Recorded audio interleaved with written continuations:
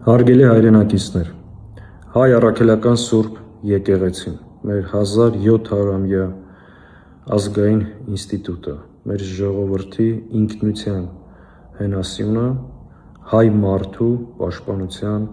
և աջակցության կարիք ունի։ Վաղը ես և իմ ընկերները լինելու ենք էջմիածնում Մայր Աթոռում, մեր ներկայությամբ, մեր զորակցությունն ու աջակցությունը հայտնելով Հայոց Հայրապետին և Մայր Աթոռին։ Սիրելի հայրենակիցներ, կոչ եմ անում և խնդրում եմ ձեզ վաղը այցելել Էջմիածին, այցելել Մայր Աթոռ, մասնակցել ժամերգությանը և ձեր ներկայությամբ, ձեր մասնակցությամբ, ձեր զորակցությունն ու աջակցությունը հայտնել Հայոց Հայրապետին և Հայ առաքելական Սուրբ եկեղեցուն։